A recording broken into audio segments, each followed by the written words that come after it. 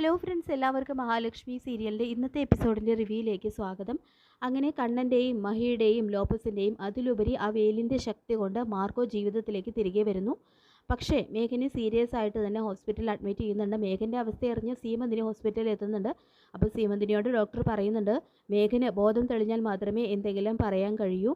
തലയ്ക്കാണ് സാരമായിട്ടുള്ള പരിക്കേറ്റിട്ടുള്ളത് എന്ന് ഡോക്ടർ പറയുന്നത് കേട്ട് നിലവിളിച്ച് കരയുന്നുണ്ട് സീമന്തിനി. ശേഷം മാർക്കോയെ കാണാനായിട്ട് ഹോസ്പിറ്റലിൽ എത്തുന്ന മഞ്ജുവിനോട്, നീയും നിന്റെ ഏട്ടത്തിയും ഒക്കെ ഒരുപോലെയാണെന്നും ഭർത്താവിനെ വഞ്ചിച്ച് കണ്ടവന്മാരുടെ കൂടെ പോകുന്നവയാണെന്നും പറഞ്ഞുകൊണ്ട് മഞ്ജുവിനെ അവഹേളിച്ച് സംസാരിക്കുന്ന സീമന്തിനിയോട്, ഞാൻ ഉൾപ്പെടെയുള്ള പെൺകുട്ടികളുടെ ജീവിതം ചവിട്ടി മെതിച്ച് അവനൊന്നും ജീവിച്ചിരിക്കാത്തതാണ് നല്ലത്. നിങ്ങളുടെ മുഖത്ത് നോക്കി പറയാൻ പാടില്ലാത്തതാണ് നിങ്ങളുടെ മകൻ മരിച്ചു കാണണമെന്ന് ഞാൻ ആത്മാർത്ഥമായിട്ട് ആഗ്രഹിക്കുന്നുണ്ട് എന്ന് സീമന്തിനിയുടെ മുഖത്ത് നോക്കി തന്നെ പറയുന്നുണ്ട് കേട്ടോ മഞ്ജു.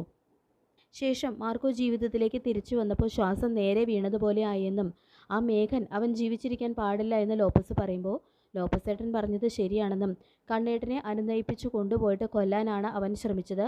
അവൻ മരിക്കണം, അല്ലെങ്കിൽ മരിച്ചതുപോലെ കിടക്കണമെന്ന് മഞ്ജുവും ദേഷ്യത്തോടു കൂടി പറയുന്നുണ്ട്. തുടർന്ന് മഞ്ജു പറയുന്നുണ്ട്, അമ്മായിയെ പോലെ മേഘൻ ഒരു കൊള്ളരുതാത്തവനാണെന്ന് അറിഞ്ഞിട്ടും സ്വത്തുക്കൾ കൈക്കലാക്കാൻ വേണ്ടി സ്വന്തം മകളുടെ കുഞ്ഞിനെ വരെ ഇല്ലാതാക്കാൻ മടിക്കാത്ത എൻ്റെ അമ്മയോടുകൂടി എനിക്ക് ചിലത് പറയാനുണ്ട് എന്ന് പറഞ്ഞുകൊണ്ട് മഞ്ജു നേരെ കമലേശ്വരത്ത് എത്തുന്നുണ്ട്. അപ്പോൾ മഞ്ജു വരുന്നത് കാണുന്നതും തുറച്ചു നോക്കിക്കൊണ്ട് നിൽക്കുകയാണ് ദുർഗയും സ്വാതിയും കരുണയൊക്കെ. തുടർന്ന്, നിനക്ക് എന്താണ് ഇവിടെ കാര്യം? നിന്നെ കൂടെ ഇറങ്ങിപ്പോയവൻ നിന്നെ ചതിച്ചിട്ട് പോയോ എന്നെല്ലാം ദുർഗ ചോദിക്കുമ്പോൾ, അതിന് നിങ്ങളുടെ അനന്തരവനെ പോലെയല്ല സാഗരേട്ടൻ, എന്നെ പൊന്നുപോലെയാണ് സാഗരേട്ടൻ നോക്കുന്നത്. പിന്നെ സ്വന്തം മകളെ ചതിച്ചവനാണെന്നറിഞ്ഞിട്ടും നിങ്ങൾ സപ്പോർട്ട് ചെയ്ത് കൂടെ കൂട്ടിയ നിങ്ങളുടെ മരുമകനുണ്ടല്ലോ, അവനിപ്പോൾ ജീവച്ഛവം പോയ ഹോസ്പിറ്റലിൽ കിടപ്പുണ്ട്. അയാളെ ഇങ്ങനെ കിടത്തിയത് ആരായാലും അയാളോട് എനിക്ക് നന്ദിയുണ്ട്. ഇനി അയാളെപ്പോലെ നിങ്ങളും കിടക്കപ്പായിൽ നിന്ന് എഴുന്നേൽക്കാൻ കഴിയാതെ കിടന്ന് നരകിക്കും. കണ്ണേട്ടനെ അനുനയിപ്പിച്ച് കൊണ്ടുപോയിട്ട് കൊല്ലാനാണ് അവൻ ശ്രമിച്ചത്. അതിനാണ് അവൻ ഈ ശിക്ഷ കിട്ടിയത്. വീൽ ചെയറിൽ സഞ്ചരിക്കുന്ന ആ പാവത്തിനോട് ഇങ്ങനെ ചെയ്യാൻ അയാൾക്ക് എങ്ങനെ മനസ്സ് വന്നു എന്ന് നല്ല മറുപടി തന്നെ ദുർഗയ്ക്ക് കൊടുക്കുന്നുണ്ട് കേട്ടോ മഞ്ജു. തുടർന്ന്, എടി സ്വാതി, കണ്ണേട്ടനെ വിവാഹം കഴിച്ച് സ്വത്തുക്കളെല്ലാം കൈക്കലാക്കി കമലേശ്വരത്തെ മഹാറാണിയായിട്ട് വാഴാമെന്നുള്ള നിൻ്റെ ആഗ്രഹമൊന്നും ഒരിക്കലും നടക്കില്ലടി എന്ന് മഞ്ജു പറയുമ്പോൾ, എന്തു പറഞ്ഞിടി എന്ന് ചോദിച്ചുകൊണ്ട് ദുർഗ മഞ്ജുവിനെ തല്ലാനായിട്ട് കൈ ഓങ്ങുന്നതും ദുർഗയുടെ കൈ തടഞ്ഞു പിടിക്കുന്നുണ്ട് കേട്ടോ മഞ്ജു.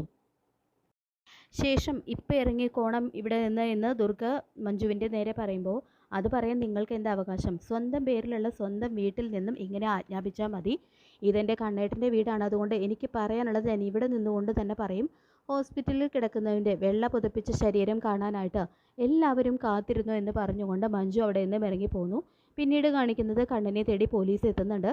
തുടർന്ന്, എന്താ സർ കാര്യം എന്ന് കണ്ണൻ ചോദിക്കുമ്പോൾ, കണ്ണൻ സഞ്ചരിച്ച കാറ് ഡ്രൈവ് ചെയ്തത് മേഘനായിരുന്നു അല്ലേ? പാറക്കല്ലടിച്ച് അവരുടെ ദേഹത്ത് അടിച്ചില്ലായിരുന്നുവെങ്കിൽ അവൻ കണ്ണനെ അപായപ്പെടുത്തുമായിരുന്നു അല്ലേ? മാർക്കോയല്ലേ കണ്ണൻ്റെ ജീവൻ രക്ഷിച്ചത്?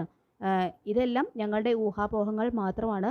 ഇതിനെല്ലാം സാക്ഷിയായിട്ട് ആരുമില്ല. കാരണം വിജനമായിട്ടുള്ള ഒരു സ്ഥലത്താണ് വെച്ചാണ് മേഘനെ മാർക്കോ ആക്രമിച്ചത്. ഈ മാർക്കോയും മേഘനും ഒരേ ഹോസ്പിറ്റലിൽ അഡ്മിറ്റാണ്. പക്ഷേ മേഘന് ഏതോ ഒരു കല്ല് പോലുള്ള സാധനം കൊണ്ട് തലയ്ക്ക് അടി പറ്റിയിട്ടുണ്ട്. അതുകൊണ്ടാണ് അയാളുടെ തലച്ചോറിന് മാരകമായിട്ടുള്ള ക്ഷതം സംഭവിച്ചത് എന്നാണ് ഡോക്ടർ ഞങ്ങളോട് പറഞ്ഞത്. ഏതായാലും മേഘന് ബോധം വന്നാൽ മാത്രമേ കൂടുതൽ കാര്യങ്ങൾ അറിയാൻ പറ്റൂ. ചിലപ്പോൾ ഇനിയും എനിക്ക് ഇവിടേക്ക് വരേണ്ടി വരൂ എന്ന് പറഞ്ഞുകൊണ്ട് എസ്ഐ എവിടെ നിന്നും പോകുന്നുണ്ട്. ശേഷം, കേസ് അന്വേഷണം ഊർജിതമായാൽ നീ നടന്ന കാര്യം എല്ലാവരും അറിയും കണ്ണ എന്ന് അനന്ത് പറയുമ്പോൾ, അത് ശരിയാണ് കണ്ണേട്ട, ആരാണ് മാർക്കോയെ ഹോസ്പിറ്റലിൽ എത്തിച്ചത് എന്ന ചോദ്യം ഉണ്ടാവും. അങ്ങനെയെങ്കിൽ കണ്ണേട്ടനെല്ലാം പറയേണ്ടി വരും. ഏതായാലും നടന്ന കാര്യങ്ങൾക്കൊന്നും സാക്ഷി ആരും ഇല്ല എന്നല്ലേ എസ് ഐ പറഞ്ഞത്. പിന്നെ മാർക്കോയെക്കുറിച്ചും എസ് ഐക്ക് നല്ല മതിപ്പാണ് എന്നെല്ലാം മഹി പറയുമ്പോൾ, എന്തിനും മേഘന് ബോധം തെളിയണം. അവൻ ഏത് രീതിയിലാണ് പോലീസിന് മൊഴി കൊടുക്കാൻ പോകുന്നത് എന്ന് പറയാൻ പറ്റില്ല. എന്നെ അപായപ്പെടുത്താൻ ശ്രമിച്ചിട്ടാണ് അവന് ഇങ്ങനെയെല്ലാം ഉണ്ടായത് എന്നറിഞ്ഞു കഴിഞ്ഞാൽ കേസ് അവന് നേരെ തിരിയും എന്ന് അവന് ഉറപ്പാണ്. അതുകൊണ്ട് തന്നെ അവനൊന്നും വിട്ടു പറയാതിരിക്കാനാണ് സാധ്യത എന്ന് പറയുന്നുണ്ട് കേട്ടോ കണ്ണൻ. പിന്നീട് മേഘൻ്റെ മൊഴി എടുക്കാനായിട്ട് പോലീസ് ഹോസ്പിറ്റലിൽ എത്തുന്നുണ്ട്. അപ്പോൾ ഡോക്ടർ പറയുന്നുണ്ട്, അയാളുടെ മൊഴി എടുക്കാനൊന്നും സാധിക്കില്ല. കാരണം അയാൾക്കിപ്പോൾ സ്വന്തം പേര് പോലും ഓർമ്മയില്ല എന്നുള്ളൊരു കാര്യം ഡോക്ടർ പോലീസിനെ അറിയിക്കുന്നുണ്ട്. അപ്പോൾ ഇത് കേട്ടുകൊണ്ട് നിന്ന് സീമന്തിനിയാണെങ്കിൽ അലറി നിലവിളിച്ച് കരയുന്നുണ്ട്. എന്നിട്ട് പറയുന്നുണ്ട്, ആ മഹാലക്ഷ്മി അവളാണ് ഇതിനെല്ലാം കാരണം.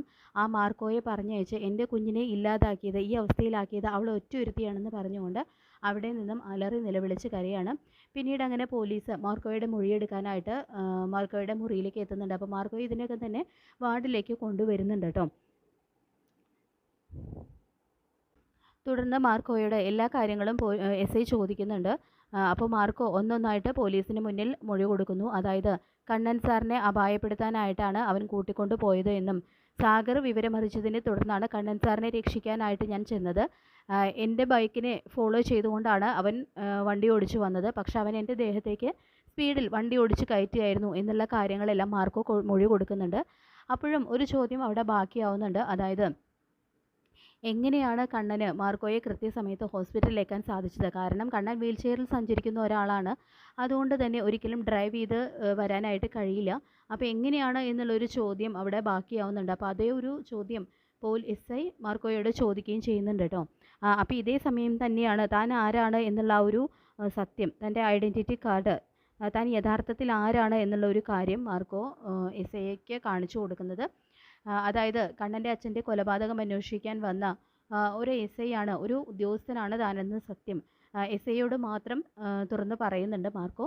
അപ്പോൾ അതോടുകൂടി തന്നെ മാർക്കോയെ സല്യൂട്ട് ചെയ്യാണ് കേട്ടോ എസ് ഐ ചെയ്യുന്നത്. അപ്പോൾ നമുക്ക് കാത്തിരിക്കാം മഹാലക്ഷ്മി സീരിയലിൻ്റെ ഈ ഒരു എപ്പിസോഡിനായിട്ട്. ഈ റിവ്യൂ ഇഷ്ടപ്പെട്ടെങ്കിൽ ലൈക്ക് ചെയ്യുക, ചാനൽ കൂടി ഒന്ന് സബ്സ്ക്രൈബ് ചെയ്യുക. താങ്ക്